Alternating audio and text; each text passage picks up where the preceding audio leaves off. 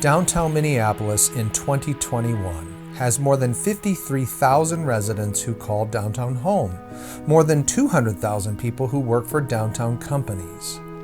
And as we move through 2021 and society heals from the global pandemic, millions of people will begin returning to visit the leading downtown of the state of Minnesota.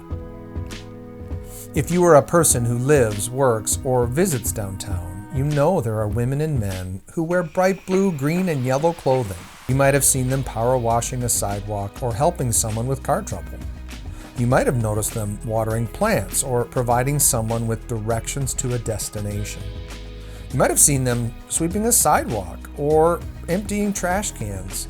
And you might have seen them investing focused time and attention to people in need of social services. To many, though, these champions of goodness, these angels of hospitality, are a bit of a mystery. I mean, if you're like me when I first began living and working in downtown, you might be saying to yourself, who are these passionate souls who care so much about downtown Minneapolis?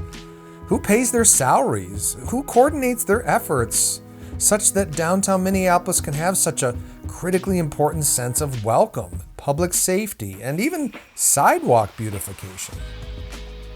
Working in my role as the Director of Downtown Partnerships for the Minneapolis Downtown Council, I invested the better part of 2 months near the end of 2020 investigating these questions while filming the Minneapolis Downtown Improvement District ambassadors in the flow of their work, as well as a cast of leaders and professionals who care deeply about the vibrancy of a downtown for all.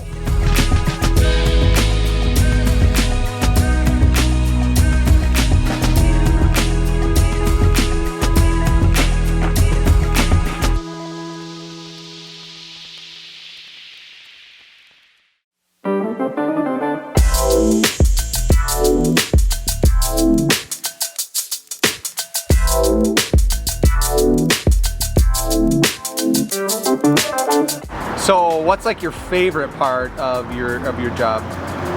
Meeting people, talking to people. My wife tells me, she asked me, you don't meet a stranger, do you? I said, no. So in the store where I'm talking, hey, waving hi, and everything that's what I like doing. I just like talking to people. And this job is the perfect job for me. And what drew you to this job and the opportunity? There must be something in you, especially since you've done it 11 years, that you really like. It's mainly the employees. Their personnel. I feed off of their vibes and try to reflect the same thing back to them. Keep everything as positive as possible and make sure everyone goes out with a smile, comes back with a smile, and goes home with a smile. You are the front line, and absolutely.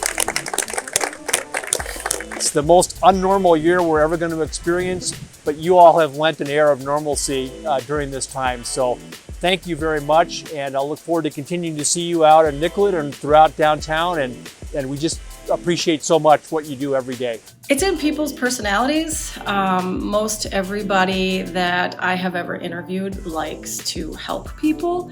And I think going out there and making a difference, being able to make someone's day is really what we focus on. Ambassadors are often that first and last touch that visitors have. So that's really important for us. And I go back to the original mission of the ambassadors to help keep downtown clean, green, and safe. And those are 3 key elements of our ability to host visitors and to want to get them to come back. We're making a difference downtown. It also, personally, I love it because it's taught me so much about downtown. And the more you know about something, the more you can actually really, really love it and enjoy it. Being a safety, you kind of sit around and observe too. You kind of look around. The cell phone, people looking at their cell phone and looking around, that's a dead giveaway if they're lost. And you walk up to them and ask them. If you're like, that's all they need. Like, they'll be there. That's what they're looking for, right?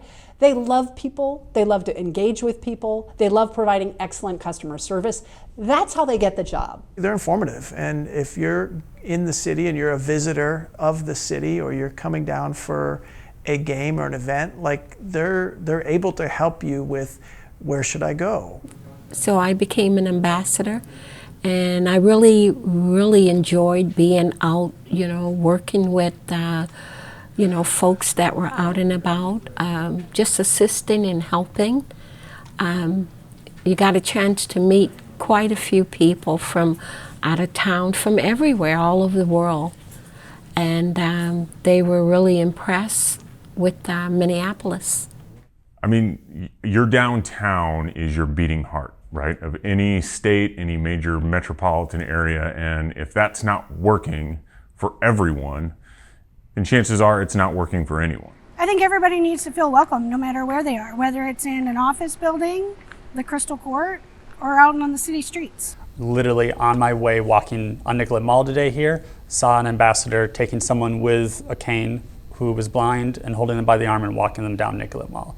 And that's radical hospitality. It's a great team. We work with the city. We work with those that are unsheltered, those that are homeless. We try to give them support as far as housing, treatment, health care, food, clothing. We all work on goals with the team as far as giving them goals to go for. Instead of being in a survival mode, we try to give them in a living mode. I have a 2-year in human services and I'm going for a 4-year for psychology. So this is perfect. I've been homeless in the past, so I think giving back and giving to the same community I was part of 8 years ago, I think that's where it's at right now. I think the main value of our ambassador program to anyone who is downtown for any reason is that it demonstrates a high level of respect for the downtown environment. Minneapolis has a reputation, well-deserved and well-earned, as being a clean downtown, and we want to keep it that way. I think you can't ignore that having a hospitality resource like the DID ambassadors is such a huge asset to any place that is trying to offer a sense of safety to people who spend their time in those places. Probably 50 to 100 calls per day. The bright yellow shirts or the big blue jackets, knowing that when you're walking to work or coming from your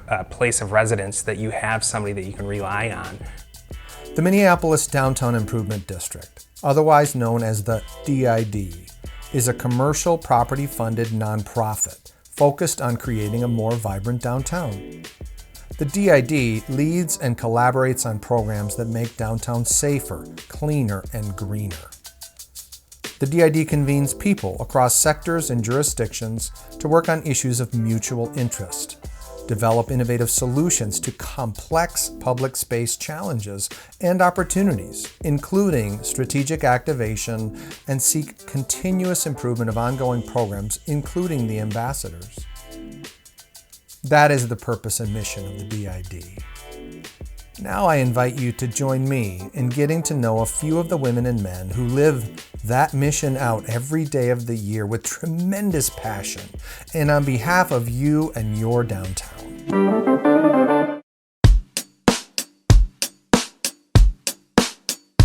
Are you from Minneapolis originally? I'm from the Bronx, New York. Bronx? Yeah. That's kind of a saucy story. Like. Yeah. You know, it's you know, came in '89. I've been back and forth. So, the Bronx and Minneapolis. That's a really interesting connection. Big Apple, Minneapolis, right? There you go. There you go. I gotta ask you. You're from the Bronx. You're now living in Minnesota. What about baseball? I'm a Yankee fan. Come on now. Ah, you're killing me. So I'm gonna follow you for the next hour or so. Okay. Tell me a little bit about what we're gonna do before we do it. You got me on the board. You see that board right there? Yeah. That's where. Why don't you come show me? Yes, right here. I'm gonna come right now. This board right here tells the ambassadors, you know, the ambassadors where the zones is at. See, he got me on 9th and 10th. Usually I'll be on the Blitz, or he'll have me either on Marquette or Nicollet. Follow me to paradise.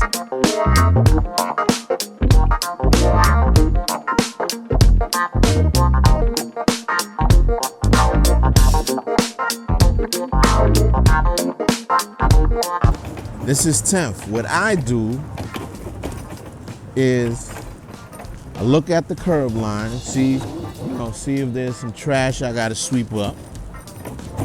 That's what I'll do.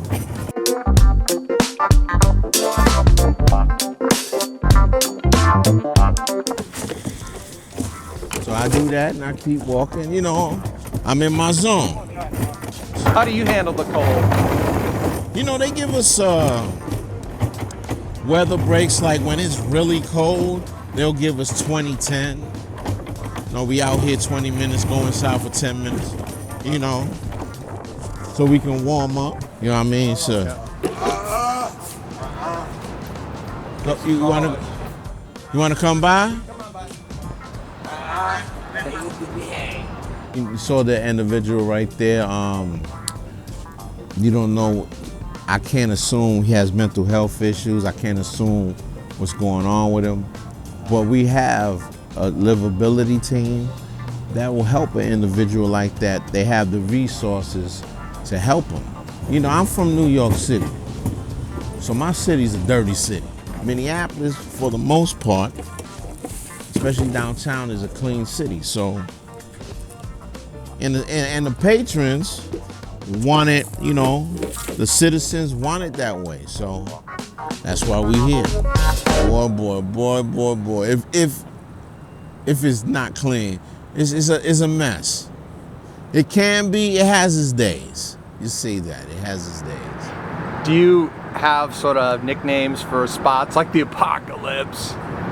No. Or is that special just for that? I just came to my head. It just came to my head. We can cross now. Let's go. He's doing plants and special projects. You got to talk to me about that. Yeah. Oh, we can talk about that. Yes. So as you can see, he's taking a water hose and he's just boom, just like that. So that's my man Sherman, Charlie 15, jack of all trades. Watering flowers and doing special projects. Go on with your bad self, Sherman. Do your thing. Yep, and ladies and gentlemen, that's what Charlie 15 do. Here, watch your back. There's glass. And this got to get swept up because, like I said, you don't want a mother walking with her child and the child happens to fall and she gets cut, and not just only a child, people too, adults also, teenagers, everybody, so we make sure we get as much up as possible. We sweep as much.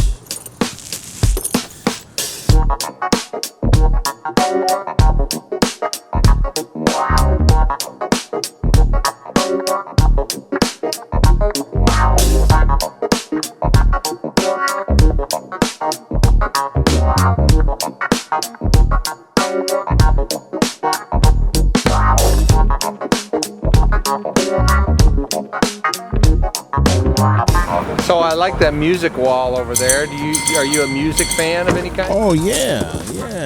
I'm from the home of hip hop, where hip hop started, hip hop culture, the Bronx. I like R&B. I like whatever's good music. I'm versatile. I used to like that British pop rock in the 80s. I wasn't in the metal like that. I wasn't in that. Pink Floyd. See that wall right there. Prince took a famous photo behind that wall with the symbols and the notes. I think that wall right there just symbolizes Minneapolis as a musical city. Tell me more. Minneapolis sound. Enough said. You had Prince, you had The Time, Morris Day, Jimmy Jam, Terry Lewis, Jesse Johnson, Jerome. You had other groups like the Jets, Mint Condition, Next. Then you had Bob Dylan. You gotta entertain too. I ain't no entertainer, but I can entertain a little bit. Oh, you got a pretty good conversational gift. Yes. I was called a conversationalist, whatever that means. I was like, whoa, I think DID, block by block, was the best thing to happen in the city of Minneapolis because of what we do, you know? If this company, this program will get deleted or no more of us.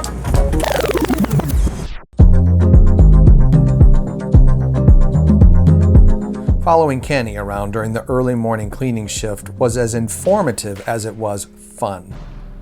Yet it had me thinking a great deal about the company that hired and trained and then offered ongoing support to Kenny and the entire team of ambassadors.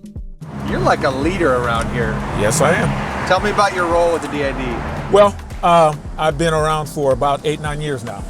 And I started off as a cleaning ambassador, worked my way up to supervisor. One of my roles is to help the guys out in the field, get them going, give them their equipment in the morning, get them started, give them their locations and what they need to be doing throughout the day. What would you say makes a good leader? I think one of the things that makes a good leader for me, in my experience, is lead by example. In the wintertime, like I'm out there shoveling with them. You cannot tell a person if you haven't done anything, if you haven't did it yourself, you know, and that's, you know, and they appreciate that, you know, me being out in the field and working right alongside them. So that's what I try to do. What would you say are some of the pieces that you have, block by block, that stand out for recruiting and retaining and inspiring these ambassadors to be incredible hospitality ambassadors? For us, it starts with our people and our people selection, right, and our recruitment. We don't look that deeply at someone's employment history other than that they have one. We're more concerned with their personality and how well they engage with us, with other members of our team, and with other people that they see throughout the interview process. We want to make sure that this person that we're going to bring into our team is not only a good fit, but also is comfortable engaging with everyone that they interact with, because that's what they see every day on the street. They could potentially run into the CEO of Target or US Bank on one block, and then the next block they have to engage with someone who's having a mental health issue. And that takes someone who's comfortable in their skin and comfortable engaging with everybody that they encounter. Describe the different places in your operations center and what role they play to set up your ambassadors for success. The pieces of our operations center, or the areas, I guess, if you will, the break room.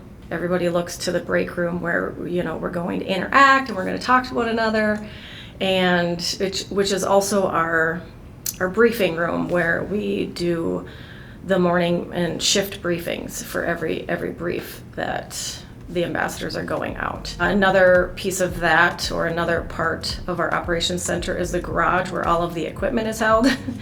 So all of their tools that they're going to be taking out on a daily basis. And currently with COVID, we are holding our briefings out in the garage space. It's a lot more open. I had a chuckle with one of the ambassadors. That's Tony. and I noticed that there was a mannequin, like stuffed up in a way. I'm like, what is that?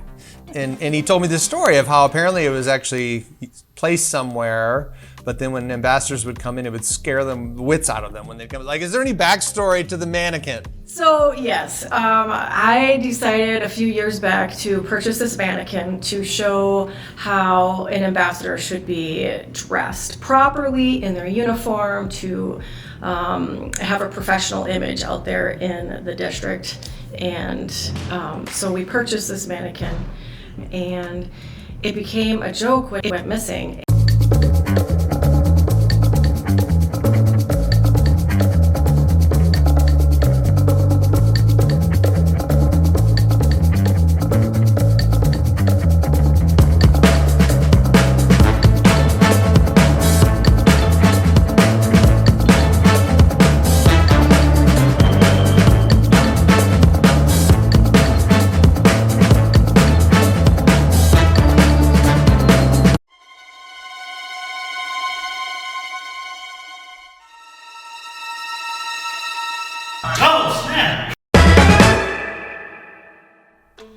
While filming around the office, during briefing sessions, and on the street during shifts, it was refreshing to see a little humor woven into the larger sense of esprit de corps that the Block by Block company seeks to create for their work environment.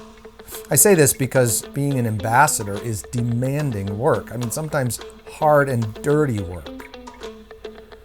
And the work needs to be done every day of the year, every season of the year, come rain, shine, heat, or cold. That was part of what I discussed with the 2019 Ambassador of the Year, Glenn Schulze, before following him on his work shift as a cleaning and safety ambassador. Started as a cleaner, but now they got me doing safety and cleaning, so it's a little more fun doing both. Time goes by a little better. So 5 years, you started at the early shift. Yep. What was like hard about that early shift, other than you had to probably get at 3 a.m.? Yeah, I was getting up at 4:30, biking here in the dark, but basically the bars are open, so it's a full downtown, so it's a lot of cleaning up broken glass and what we call Victor's vomit. I mean, it is what it is. It's dirty work. What do you call that again? What's Victor. It's a Victor. Oh. Victor's vomit. We got code words. We kind of use the military, the Bravos, the Delta, but Victor's vomit. Cold blue is blood. It's just the stuff we have to clean up in the morning after, Fridays and Saturdays especially, or Saturdays and Sundays especially, after the nightlife down here. A lot of partying and it's heavy work.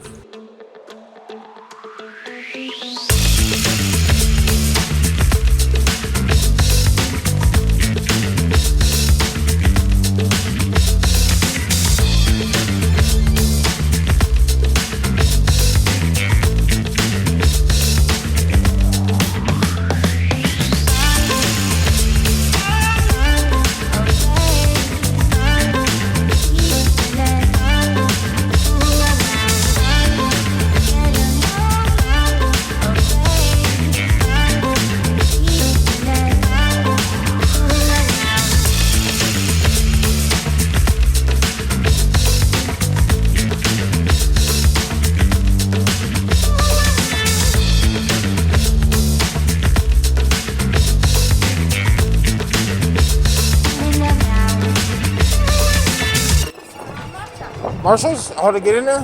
You have to come through, right through here. Bravo 15, doing a quick escort to Marshals. It's right through, I'll show you.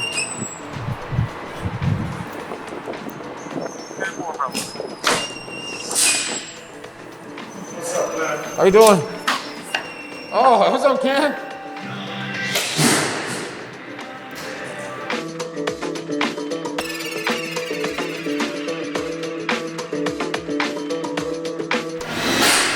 They open this is usually closed. So if you're here, then the escalator around.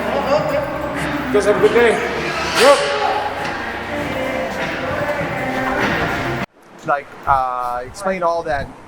If I find someone that needs my help, I'll ask them where they need to go, and then I call into dispatch. I'd say, escort 2, could be the movie theater, could be the like that one's the Marshals. Then when you get there, you say you're 10-8. I mean, the job's done. You're done with your escort. You're back on duty. Escort. So it's like that's if you're physically doing it. Instead of giving directions, if someone would ask, they're not comfortable with just directions. You tell them where to go. Yeah. They're not from here. You physically take them there. Oh, that's so helpful.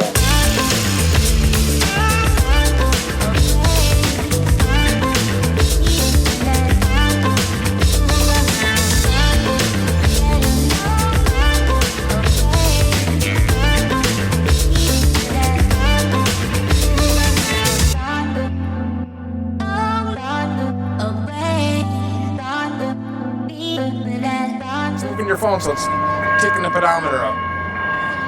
32,000. Let's see what I'm at right now for the day.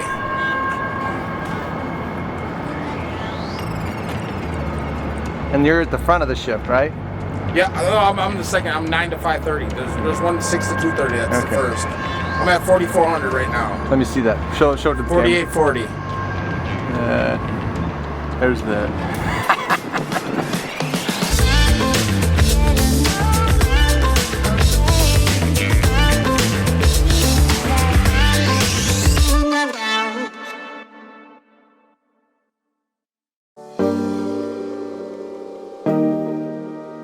Public safety is on the mind of many across the city of Minneapolis. and downtown is no different. Tremendous resources are invested in public safety through the DID. I spent time with John Bunch, a seasoned safety ambassador, for a mid-morning shift. Right up here on the street. Yeah, you should be able to park. Just look at the top white strip and it'll tell you what time you can park. Okay, awesome. Sure. As a safety ambassador, I'm always looking around for stuff. And so I was in a park recently and there was a young kid that was overdosing. And he staggered right in front of me and walked over to this enclosed area and lie down. And he was really in trouble. But I spotted it right away because that's what we do. It's all we do is we're constantly looking around for what's not right here. In an emergency like that, call 911 right away and then stay there so that they can find us. We have a lot of tools that we use, a lot of platforms to communicate, and our focus is on public safety. So I ensure that all of our platforms are working appropriately, that our dispatchers have everything that they need to be successful at what they do. One of our primary roles is to assist the public through our ambassadors. So there might be questions from the public like Metro Transit bus routes and directions. They might have an address to where they need to go to, but they're not sure how to get there. They might have misplaced their vehicles, so we will help them search for that, safety escorts. And then there are other things as well that are a little bit more serious, like medical emergencies or things that would require us to call 911 or make a 311, which is a City of Minneapolis report. So we have a radio link program that connects to over 60 building security in downtown. We do 3 roll calls a day to ensure that their radios are working properly. Being visible in this uniform that's very bright is a big part of that. Just having somebody, if you look down a street and you see somebody in uniform with a radio on, people are less likely to commit crime. There's always something to do as an ambassador, and you can always find something to clean up or somebody to talk to, somebody to help, somebody that needs directions, or just say hi to somebody. That's important too in these days when things are difficult and things are kind of depressing a little bit, and it's important to just smile, be able to smile and say, hey, how you doing? How's your day going? That's an important part too of the job. Somewhere in the middle of the filming and interview process, I began to be overwhelmed by the intricacies of the DID workflow. This program and the many partnerships were far more than having good people and cool clothing working really hard. It became clear to me that the Downtown Improvement District was a researched, adaptive, responsive, and sophisticated set of programs and gathering of professionals meeting the rigors of downtown life with cutting-edge engagement. Which led to a different set of questions entering my mind, with the most central being, what is the full scope of the DID, and who pays for this incredible work? Well, the first answer is kind of by the book. It's a business improvement district set up under Minnesota law, implemented by a city ordinance, and commercial properties within a 120 block area of the core of downtown have agreed to property assessment. There are districts like DID all across the nation, all across Minnesota, all across Minneapolis. But in the Minneapolis and Minnesota context, we're actually by far the largest. And even from a national standpoint, DID is on the larger side of these kinds of business improvement districts that exist and have for the last couple of decades. Putting money together that is, to provide services that are not included in their standard taxes that they would pay. So things like our greening program, our ambassador program, are all considered enhanced features. So it's really important for people to know that this is on top of the basic services, or at a higher standard, or at a higher frequency of the services that the city already does provide. I've got the operating plan for 2021. How do you build the budget every year? Well, we actually have a very large 15-person committee made up of property owners from downtown Minneapolis that all pay into the district. We go through 4 months of monthly meetings, sometimes twice a month. Start out the process with grabbing information to really understand what are the needs going to be of the following year, how we've been doing so far, how have the programs we've been that we have been working, and do we need to add other services. And then once we get the budget done, we go through all of our internal approval processes.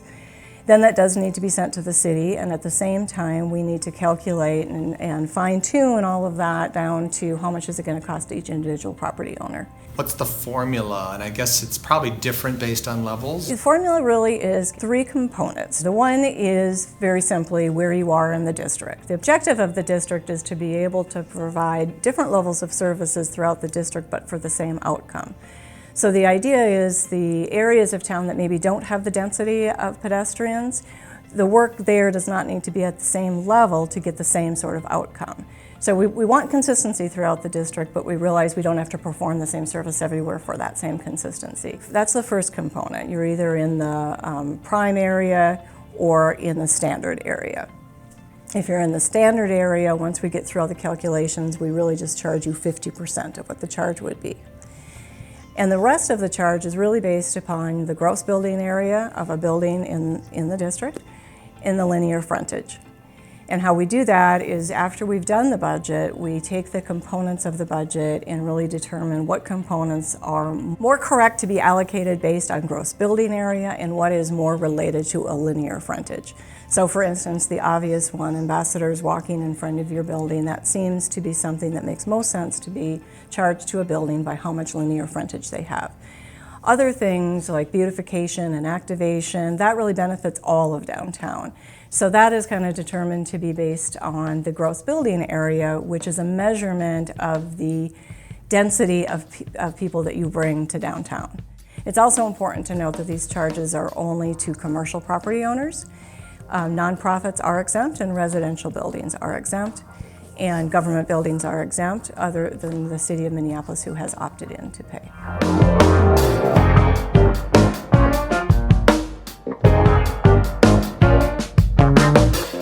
That which was a mystery in the beginning is now more clear to me.